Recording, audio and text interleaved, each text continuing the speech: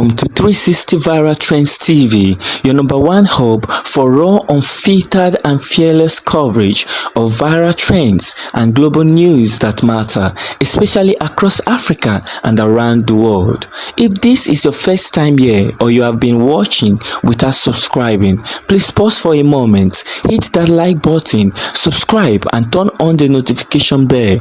Your support empowers us to uncover untold truths and shine the light where others won't. We also want to hear from you. Drop your thoughts in the comment section because your voice truly matters. Disclaimer: everything you are about to watch is based on credible public sources and verified online reports. It's meant strictly for educational, analytical and informational purposes. We do not promote violence, hate or misinformation. Our mission is to inform, spark meaningful dialogue and advocate for African self-determination. Alright, in today's update, we bring you two powerful news headlines you need to hear. Headline 1: Captain Ibrahim Traore's secret message to African youths. Wake up or be erased. A powerful and passionate call to every young African to rise before it's too late. Headline 2: Captain Ibrahim Traore's fiery message to the United Nations. Africa will not kneel. A bold declaration of African strength, sovereignty and new direction. Now the news in details. Captain Ibrahim Traore speaks directly to the youth of Africa in a powerful and passionate message that cuts through silence and speaks directly to the hearts of African youths, delivered in the same emotionally charged and diplomatically fearless style. Why are Africans, nations, still poor despite their rich resources? What is the hidden war no one is telling you about? Who is stealing Africa's future and how? And what must the youth do before it's too late? These are the questions and answers Captain Ibrahim Traore is sending to African youths to keep them enlightened and aware of what is happening to Africa. It's not just a message alone, but it's a wake-up call to an entire generation. If you have ever felt confused, angry or hopeless about the direction of Africa, you need to hear this. If you are an African youth, this message was written for you. It's a clarion call for all African youths. Watch, share, subscribe, and most importantly, it's time for African youths to rise. To the sons and daughters of the motherland, I do not write to you tonight from behind golden walls or air-conditioned offices. I write to you as your brother, as one of you, a soldier who has walked through the fire, a man who has seen the game behind the curtain, a son of Africa who has bled in the sand and still found the strength to rise. This letter is not official, it is not stamped with the mark of the state. It is written in urgency, in truth, and in love. It is secret not because it must be hidden, but because too few are ready to hear it, but you must hear it before it is too late. I write to awaken you, because what you do not know is being used against you. Because what you do not question is enslaving you. Because if you do not rise now, you may have no ground left to stand on tomorrow. Africa is not poor. Africa is not weak. Africa is not broken. It is being broken deliberately, methodically, and with our own hands. Yes, I said it, with our own hands. We have let ourselves be sedated by imported dreams. We have mistaken convenience for freedom. We have confused foreign applause with success. And now the very soul of our continent is being auctioned to the youth of Africa. Those in Lagos traffic in the Nairobi slums, in the fields of Bamako, in the universities of Accra, in the nightclubs of Joburg, in the refugee camps of Tripoli, in the mining pits of Katanga, in the cafes of Kigali, and under the neon lights of Paris and Rome. I say this WAKU pit, all be erased. Number one, the theft of your future. My brothers and sisters all, my sons and daughters in the spirit of Africa, let us begin with a truth that should pierce the conscience of every young African who still dares to dream. Your future is being stolen piece by piece, deal by deal, lie by lie. Not by chance, not by accident, not by natural disaster, but by men in suits and uniforms, by policies dressed as progress, by deals signed in silence, by the kind of leadership that confuses servitude for strategy, and yes, by your own silence and surrender. You were told that independence was given to your fathers, but I ask you, if we are free, then why do our currencies still bow before the euro? Why do our resources feed foreign stock markets while our people feed on hope and prayer? Why do the brightest minds in Accra and Addis Ababa build roads in Dubai? launch tech startups in Berlin, and create art for galleries in New York. While back home the lights flicker, the taps run dry, and the schools are crumbling. You were promised opportunity, but what you got was illusion. You were promised democracy, but you inherited democracies that protect the rich, prosecute the truth tellers, and sell elections like merchandise. You were promised globalization, but it came wrapped in poverty, dependency, and cultural erasure. You were told you would be the leaders of tomorrow, but that tomorrow never came. It is always tomorrow, and they are hoping you will grow too tired to keep asking when. My dear African youth, I must speak to you plainly. You are being groomed for obedience, not leadership. You are being shaped to serve, not to shape. You are being distracted by the noise of social media, while your destiny is being sold in silence. The oil beneath your soil has paid for the comfort of men who will never know your name. The lithium under your hills has powered smartphones in Tokyo and Teslas in California. Your schools still teach under trees and your hospitals still run without electricity. How long will we call this misfortune instead of what it truly is, a system? A system designed to keep you focused on football matches and fashion trends while your economy is auctioned off to foreign powers. A system that makes you chase visas and celebrity lifestyles while your ancestral lands are bought by billionaires. A system that whispers Africa will rise but never tells you who is lifting it and for whose benefit. Let me ask you something uncomfortable. When a 2-5-year-old African man sells his vote for a bag of rice, when a 2-3-year-old woman trades her future for time and influences approval, when a 20-year-old student stops questioning the lies in his textbook, what future are we really fighting for? Because the theft of your future doesn't always come with guns and helicopters. Sometimes it comes with hashtags and scholarships. Sometimes it comes with silence, and silence, my dear ones, is complicity. You were born with genius in your bones and fire in your chest. But they are hoping you will waste it on TikTok trends and tribal fights. They are betting you will spend more time defending politicians than defending your people. They are watching and they are laughing because they think Africa will always sleep. But I am writing to you now to say they are wrong. You are not the future, you are the present. You are not weak, you are wounded, so you are not lost, you are lied to. And if you rise with clarity, with courage, with unity, you will become the generation that ends this long night. But first you must admit the truth. Your future is not secure. It is not guaranteed. And if you do not guard it with your voice, your mind, and your hands, it will be taken. It is already being taken. You must stop waiting for someone to come save you. No one is coming. You are the one. Number 2, the war you don't see. My dear sons and daughters of Africa, some wars are fought with guns and tanks. You hear them, you see the smoke. The damage is visible, the pain immediate. But there is another kind of war. A war you don't see. A war that doesn't use bullets but contracts. That doesn't bomb cities but bankrupts countries. That doesn't send troops, it sends consultants. It is the war you are living through right now. And this war, my beloved youth, is more dangerous than the ones we fought with rifles in the bush. Because this one wears a smile, it speaks your language, it comes with foreign aid and free seminars. It offers scholarships and development partnerships. But behind the briefcases and boardroom handshakes is an enemy just as brutal as the colonial soldier with a whip. Let me be even clearer. This war is for your mind, your soul, and your silence. They will not invade your land, they will invade your thinking. They will not shoot your leaders, they will turn them into polished agents wearing presidential sashes. They will not burn your villages. They will wreck your silence with social media fame, with imported theology, with the system of education that teaches you how to serve, not how to think. Look at how they fight this war. They give loans with one hand and take back resources with the other. They build schools but write your history for you, edited, diluted, weaponized. They bring the NGOs and preach about human rights while funding puppet governments that kill protesters in your streets. This is psychological warfare. It is economic sabotage baptized in diplomacy. It is why the minerals under your feet are extracted by foreigners while your schools have no chalk. It is why your government signs multi-decade mining deals that rob your unborn children, and no one is ever jailed. It is why the youth are distracted by identity battles, while their leaders kneel for foreign validation. This war doesn't just aim to exploit you.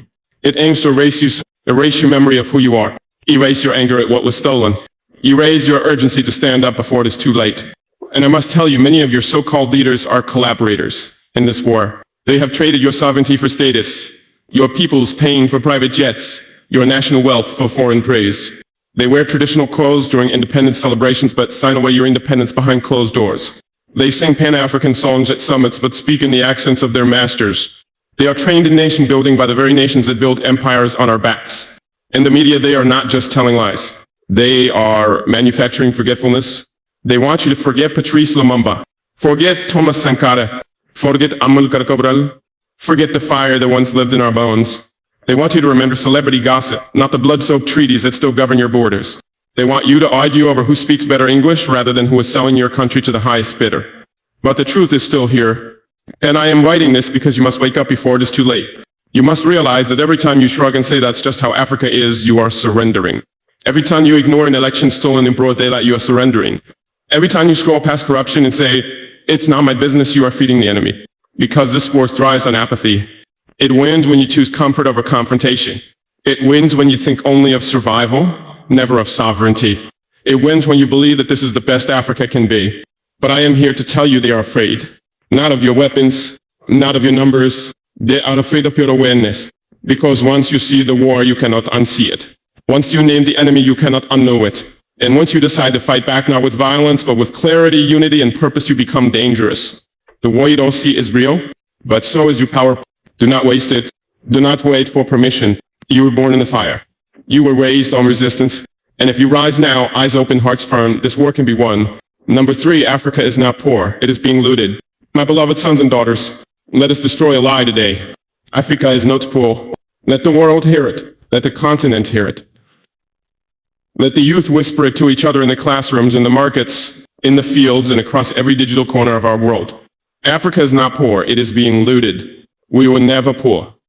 Before they came with their ships and flags, we had kingdoms, we had systems, we had mathematics and medicine, libraries and architecture, culture and dignity. We were rich in minerals. Yes, but richer still in wisdom, in order, in family, in spirit. And yet today they hand us statistics like death certificates. Africa is underdeveloped. Africa is dependent on aid. Africa is unstable. No, the truth is far simpler, far more sinister. Africa is being drained daily, violently, quietly. Our wealth is flowing out like blood from an open wound. While the world looks at us and says, why are you bleeding? It is no coincidence that the richest continent in resources houses the poorest people in the world. That is not fate, that is theft. Our gold builds banks in Europe, but we cannot afford to pave roads. Our oil fuels foreign cities while our people cook with firewood. Our diamonds dazzle fingers in distant lands, but we can't afford textbooks for our children. Our cobalt powers their electric cars while our miners die without safety gear. Our land grows food for export while our children go to bed hungry. They do not give us aid. They return to us a fraction of what they steal, and they want applause for it. And that is why they fear you awakening. Because if the youth of Africa ever said no more, if we ever united our voices, our strategies, our visions, the looting would stop, and the empire built on our backs would begin to tremble. So do not ask, how can I help the poor continent? Ask who is stealing from us and how do we stop them? Do not aspire to flee to their lands. Aspire to build a continent so strong, so just, and so sovereign that no African must ever flee again. Africa does not need charity. Africa needs justice. And that justice must begin with you, the youth, refusing to be complicit, refusing to be silent, refusing to inherit chains wrapped in modern packaging. Stand at the speak, study the systems, question everything. Organize yourselves, hold your leaders accountable. Because Africa is not poor, it is being looted. And you were not born to be robbed. You were born to restore it. Number 4, the psychological occupation. My dear young Africans, we have spoken of stolen resources and invisible wars, of manipulated economies and bleeding lands. But there is a war far more dangerous than what bullets can bring, a colonization more subtle than any flag planted in the tar. It is the colonization of the African mind, the psychological occupation, the erasure of self-worth. You may think you are free because the soldiers have left and the colonizers have gone home. But when your enemy leaves behind a school system that teaches you to hate your skin, mistrust your brother, to glorify your oppressor and aspire only to escape your homeland, then the colonizer never truly left. He just moved into your mind. They rewrote your history. They painted your kings as savages and your sages as witch doctors. They told you civilization started in Athens, not in Timbuktu. They told you the pyramids were built by aliens, not by your ancestors. They turned your story into their trophy and fed you lies until you believed them. They renamed your children. They mocked your languages and called them dialects. They ridiculed your attire, your dances, your music until you were ashamed of yourself.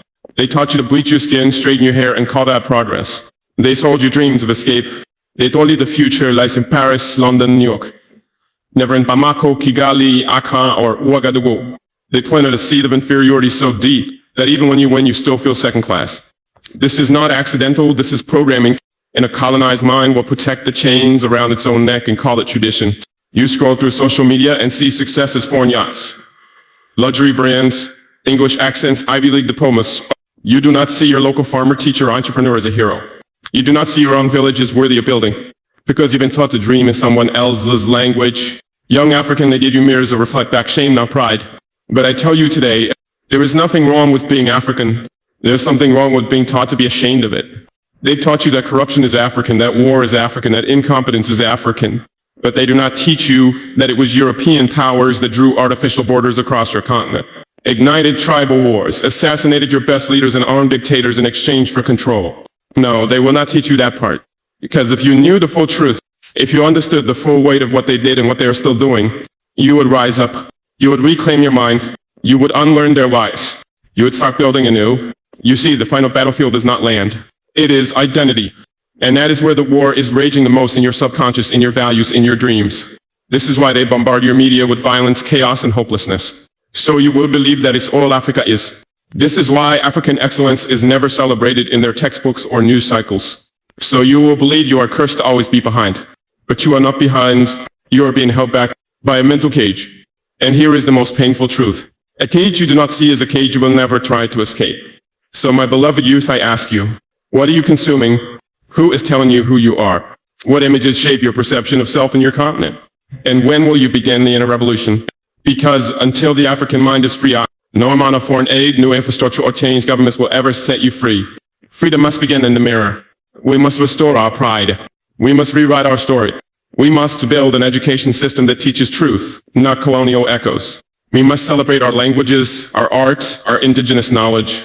We must raise children who do not dream of fleeing, but dream of staying and transforming. The youth are the mirrors through which the soul of a continent reflects. So I ask you, what reflection are you showing the world? Is it a reflection of borrowed culture, borrowed goals, borrowed voice? Or is it a reflection of ancient wisdom reborn in modern strength? Decolonize your mind, or others will weaponize it against you. Number 5, what must be done now? My dear sons and daughters of this ancient, powerful continent, you now understand the war. You've seen the stolen wealth. You've felt the manipulation. You've looked in the mirror and seen the scars of a colonized mind. But knowledge alone is not liberation. Awareness without action is surrender in disguise. So let me speak now, not just to your pain, but to your potential. Let me speak not just of what has been stolen, but of what must now be rebuilt. This is the hour of the great reversal, and I speak these words as a brother, not a ruler. As a man who bleeds the same African dust, who weeps the same tears, and who believes in the unstoppable power that lies dormant in you. Von reclaim your education. Our education systems are still colonial in spirit. We teach our children to memorize the glories of other empires, Rome, Britain, France, and call it world history. But we do not teach them about the universities of Sankore, the Zulu resistance, the brilliance of Queen Nzinga, or the strategy of Sundia Takareta. This must end. We must Africanize our curriculum, not to isolate ourselves, but to ground our youth in truth. To teach them they are heirs, not beggars. That their ancestors were architects, astronomers, warriors, and poets, not the caricatures they've been shown. The star locale, build community libraries. Host storytelling nights with your elders. Record the oral histories before they vanish. Bring back the villages, the first classroom. 2, organize economically. Stop waiting for permission. Set small, buy from each other. Promote African-made goods. Fund businesses that employ your brothers and sisters. If 1 million youth each contributed $1 to a Pan-African cooperative, that is $1 million to build your own tech incubator, your own clothing brand, your own agricultural revolution. Use your phone not just to scroll, but to sell, connect, educate, and organize. The same internet used to spread confusion can be used to build empires. Don't just apply for jobs, create them. Don't just consume products, manufacture them. We must graduate from survival to sovereignty. 3, unite across borders. The artificial lines drawn by colonial rulers mean nothing. You were not born Burkinafaso, Nigerian, or Kenyan. You were born African, your roots braided in the same soil, your future bound by the same sun. We must stop fighting each other over names the colonizer gave us. We must stop echoing the tribalism they fed us like poison. You must know that a youth in Ghana is your brother, that a woman in Somalia is your sister, that an injustice in Sudan is an injustice in Senegal. Let no flag come before your humanity. Pan-Africanism is not a slogan, it is a survival strategy. Use technology to break the borders. Build networks across countries. Mobilize for a shared vision. Stand for each other. Rise together. 4, hold your leaders accountable. Do not romanticize revolutionaries. Test them, question them. Even me, do not mistake resistance to the West for love of the people. True leadership is humble, transparent, compassionate. It listens, it serves, it sacrifices. If your leader builds palaces while your schools collapse, that is not a liberator, that is a looter with a different passport. Demand better, vote wisely, refuse to be used. Resist both foreign puppets and domestic predators. You are not too young to change the country. You are too important to wait any longer. 5, heal spiritually and emotionally. The trauma of slavery, the betrayal of colonialism, the disappointment of post-independence, corruption. These have left us deeply wounded. But we must heal, not through denial, not through bitterness, but through truth-telling, through community, through art, through faith. Let us weep where we must, but let us rise after. A healed generation cannot be manipulated. A united generation cannot be broken. A fearless generation cannot be erased. My beloved African youth, what must be done now is clear. You must wake up. You must link arms. You must start where you are with what you have. Do not wait for foreign saviors. Do not wait for miracles. Become the answer you were praying for. And as your elder, your brother, your fellow dreamer for this continent, I will walk beside you. I will protect your voices. I will fight for your right to rise. But the future is no longer in the hands of presidents or parliaments alone. It is in your hands now. What will you do with it? The final warning to my sons, my daughters, my reason for sleepless nights, and my fire for each new dawn. I now speak to you not only with the love of a father and the duty of a soldier, but with the weight of time pressing upon my soul. This final part of my message is not a prophecy. It is not even a threat. It is simply the truth. A truth written in the blood of history, carved into the silence of forgotten graves, and whispered through the screams of a continent still gasping for breath. Let me now tell you plainly. If you do not rise now, you may not rise at all. Because, dear child of Africa, there is a clock ticking, not one that hangs on your wall, but one that tolls for your freedom, your language, your soil, your very identity. One you are being rewritten. Every minute you delay, someone else writes your story. They label your resistance as terrorism. They call your cries for justice radicalism. They erase your heroes from textbooks. They replace your name with numbers. And they program you to forget that you were once royalty. They are not waiting to conquer you again with chains. They are conquering your mind with distraction, with false glory, with illusions of inclusion, with technologies designed not to connect you but to consume you. If you do not rewrite your own narrative, you will wake up one day as a stranger in your own land, speaking foreign thoughts in your native tongue, applauding your own erasure while calling it progress. This is not fiction, this is not fear-mongering. This is the final chapter they are writing, and they are almost done. 2, the systems are closing in.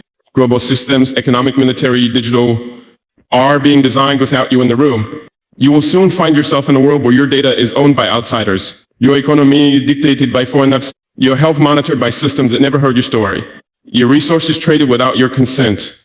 Do not let the smiling faces fool you. Beneath their diplomacy is control. Beneath their development projects are pipelines that steal. Beneath their loans are chains with digital locks. If you think independence was achieved in 1960, you have been lied to. Independence delayed is dependency in disguise. And Africa is still being coded into irrelevance unless you hack the system from within. 3, your silence will be interpreted as surrender. There are moments in history when silence becomes complicity. We are in that moment now. If you do not speak up, they will assume you are content. If you do not organize, they will assume you are incapable. If you do not resist, they will believe you are broken, and they will plan accordingly. With conferences, agreements, deals signed over your heads and against your future. The systems are already being programmed to replace you, to reduce you to labor, to extract value, to use and discard. You will not even be mourned, because your erasure will have been branded as modernization. 4, you must choose sleep or sovereignty. This is the final warning. There are only 2 futures before you. One where you are forever dependent, where your food, your medicines, your water, your passwords, your thoughts come up from systems you did not build and cannot control. You will own nothing and they will call it liberation. The other is painful at first. It demands sacrifice. But in that future, you build your own table. You write your own history. You protect your own soil. You bury fear and raise dignity. That path is not easy, but it is the only one where your grandchildren will speak your name with pride, not pity. So I ask you with the urgency of a man who has seen behind the curtain, what will you choose? Another decade of sleep or 1 year sacrifice that changes the next 100? Another round of slogans or the silent work of building block by block until your villages stand tall? Another trending hashtag or the quiet resistance of reading, organizing, unlearning, and awakening? The world will not wait for you. The wolves will not wait for your armor to be ready. The systems will not pause while you decide who you are. Africa is not just at a crossroads, it is at a cliff. 1 step forward with clarity and we fly. 1 more step asleep and we fall into permanent exile from ourselves. This is the final warning, but it is also the final invitation. To reclaim, to rebuild, to rise. You were never meant to be erased. You were meant to engrave your names into the mountains, to echo your wisdom through time, to light the path for the world with your fire. So rise, children of Sankara. Rise, warriors of truth. Rise, future builders of the most glorious Africa the world has ever seen. Rise now.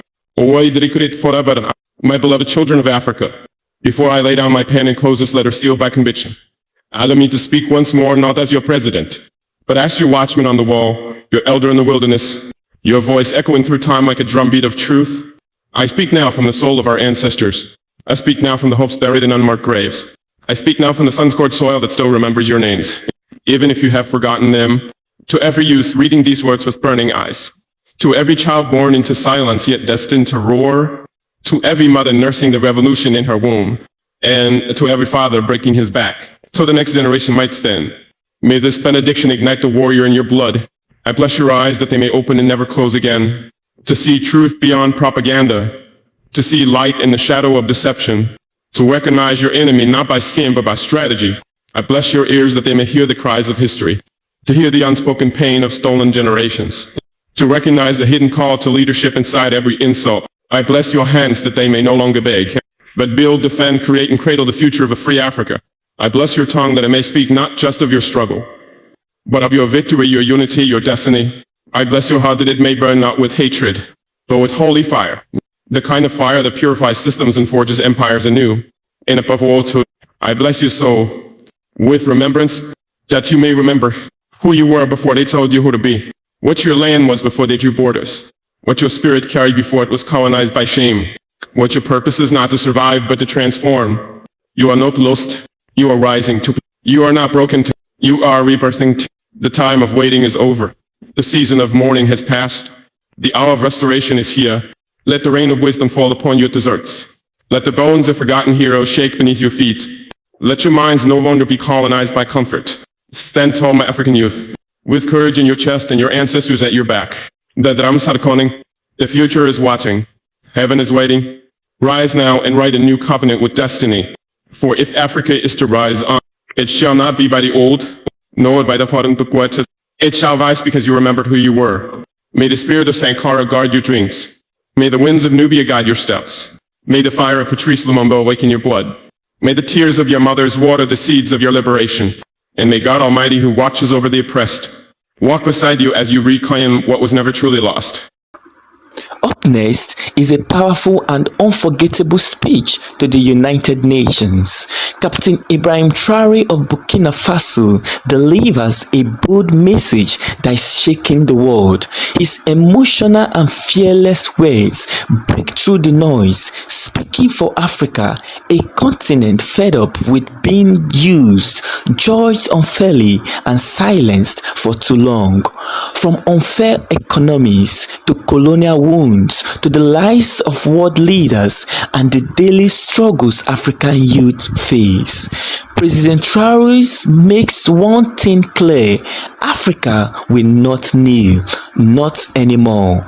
This is the voice of justice, freedom, and the rise of African dignity on the global stage. If you believe the world needs to hear Africans' truth and finally gives us the respect we deserve, share this message everywhere.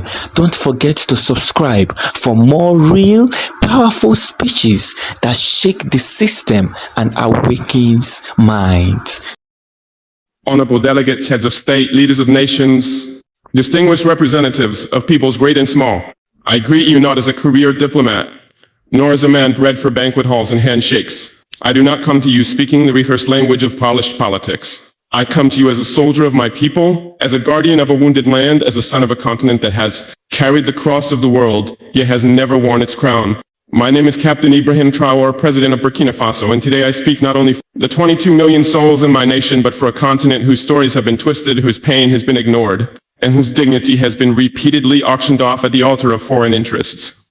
Africa is not Tobago. Africa is not a battlefield. Africa is not your experiment, your puppet, your warehouse of raw materials. Africa is rising not to kneel, but to stand. And today I say before this great assembly of nations, Africa will not kneel. One on the false generosity of global politics. For decades you've sent us aid with one hand while extracting our lifeblood with the other. You build wells in our villages while your corporations drain our rivers. You donate vaccines yet patent the cures. You speak of climate action yet continue to fund the very forces that burn our forests and dry our lakes. What kind of generosity is this? The kind that feeds the mouth but silences the voice. The kind that keeps a man alive just enough to keep him dependent. We are not blind to this hypocrisy. Let me be clear, we are not ungrateful for sincere humanitarian assistance, but we reject a global order that disguises exploitation as partnership. We reject financial institutions that lend with one hand and steal sovereignty with the other. Africa no longer wants charity. We want justice. We want control over our own destinies. Too on the chains of colonialism and its modern descendants. Our wounds did not begin with us. They were inherited legacies of an empire-building madness that saw us not as humans, but chiefs as cargo laborators.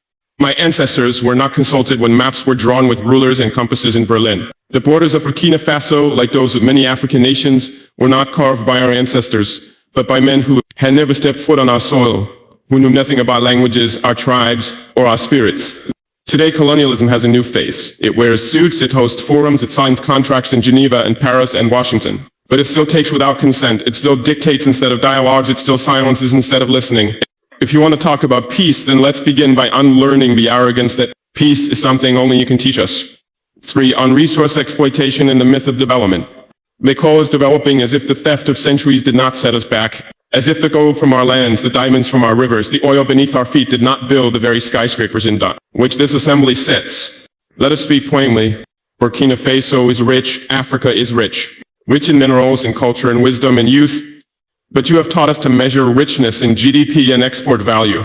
You call it development when a foreign company owns 90% of a gold mine on our land. You call it progress when your security forces guard cobalt mines but not our children's schools. That is not progress, that is piracy with legal documents.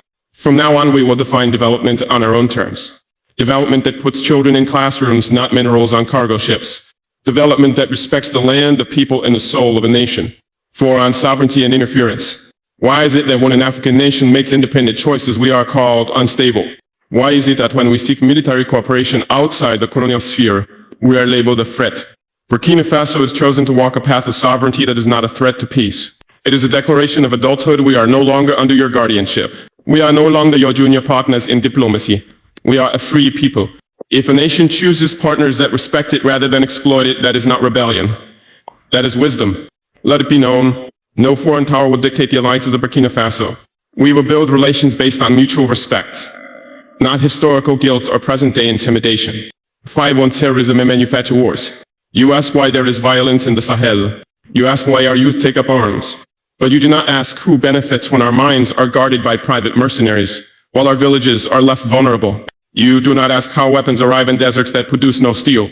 You do not ask why peacekeeping never seems to end the war. The truth is, many of the so-called solutions to African security problems are merely business models. Endless conflict has become a market, and African suffering has become a subscription-based service. Burkina Faso has decided to break that cycle. We will fight terror, but not with dependency. We will secure our nation not with foreign dictates, but with national dignity. 6. On migration and human dignity. We do not want our youth drowning in the Mediterranean. We do not want our brightest minds fleeing to countries that once called us savages. We do not want remittances. We want reasons for our people to stay. Why do our youth flee? Not because we lack beauty, but because we are made to lack opportunity. Not because we hate our land, but because our land is treated as someone else's property. Migration is not a crisis, it is a symptom of wars we did not start, of loans we did not need, of a world order that tells our youth their only value lies outside their own homes. The solution is not border fences. The solution is justice. For 7. On Africa's place in the world. Africa is not a mistake to be fixed. Africa is not a failed continent. Africa is the womb of the world, the cradle of civilization, the keeper of tomorrow's hope. We have been made invisible in global decisions that affect us deeply. At the UN Security Council, Africa with 54 sovereign nations has no permanent seat. What justice is this? You call it balance? We call it betrayal. You speak of democracy, yet uphold a global structure where the powerful few veto the dreams of the many. We will no longer whisper in rooms where we deserve to speak with full voice. 8. On faith and spiritual dignity. We are a spiritual people. Before your cathedrals, our ancestors sang to the sky.